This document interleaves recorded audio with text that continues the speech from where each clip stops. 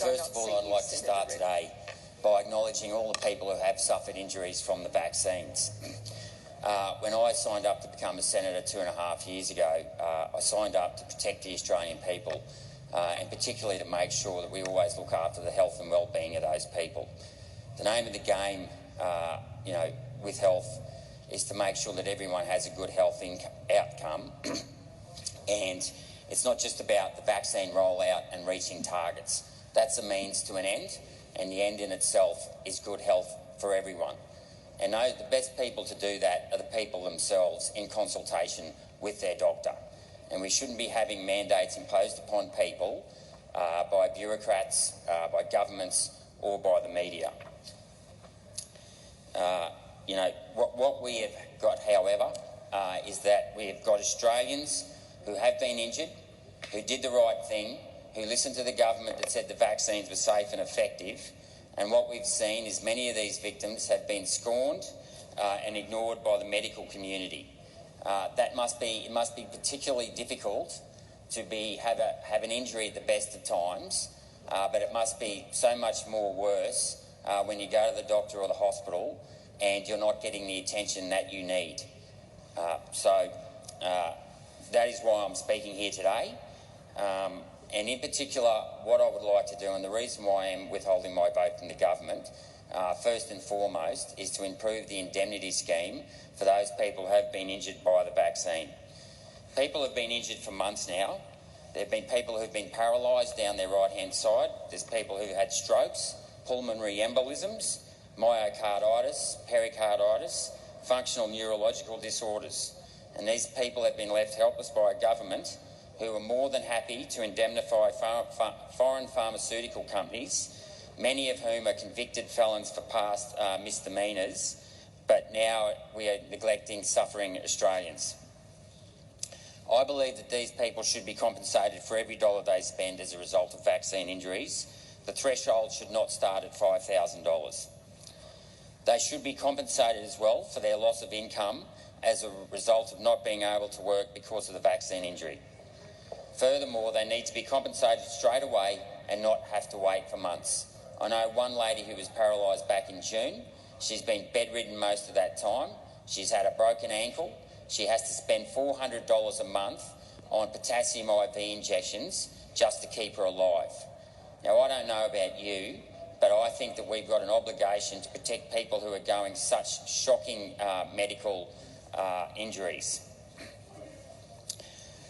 Furthermore, in the case of healthy people who had no underlying conditions, the onus of proof should be on the government to prove that serious injuries weren't caused by the vaccines and not the other way around. These victims should not be treated like criminals and expected to prove beyond reasonable doubt that their injury was caused by the vaccine, but rather the civil weight of evidence be used, and that is the balance of probabilities. It'd be very intimidating for someone who's sick and injured and who isn't a medical expert to go up in front of a board of lawyers and doctors who are trying to, basically talk these people out of compensation merely because the government doesn't want to do the right thing by its people. But most of all, what these people want is for their voices to be heard, for their injuries to be treated with the same level of concern as a COVID patient. These people should not be shunned and scorned by the very people who are expected to care for them. To be fair to the medical community, this is not your fault.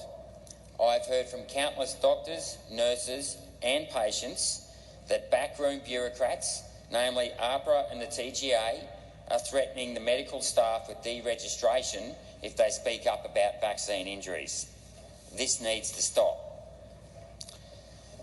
Now, this even leads to the more even egregious act in that people who have suffered an adverse reaction from the first dose of the vaccine are now required to get a second shot. What kind of cruel, inhumane act is this? Seriously, what has happened to common decency and human compassion? Now, I note that Senator Keneally used the word violent extremism and violence a lot in her speech, but can I say the threat of having to take a second vaccine if you've already had an adverse reaction from the first vaccine, I think is violence in itself. It is intolerably cruel and it is not something I intend to walk by. Furthermore, I don't understand why it is so necessary to force these people into getting a vaccine if we are already at 84% double vaccinated for the adult population over 16. If you asked the Prime Minister and the Premiers last year if they would accept this figure as a reasonable rate of progress and would that achieve herd immunity, I'm sure they all would have said yes. So why are the Premiers still pushing vaccination so hard? I've been contacted by thousands of people who have valid medical reasons why they can't take the vaccine. Many have even been granted exemptions by their doctors as to why they can't take a second vaccine, but they are still being excluded by the Premiers from society. Now, if a doctor says that you can't take a vaccine and you're given an exemption, who are the Premiers and the government to say to people, we're going to exclude you from society?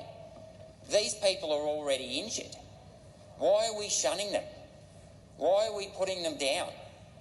Why are we putting the spin of the political narrative over the health and well-being of the Australian people? You know, this issue is way above politics. It is about the people, and we should not be playing political games with their health.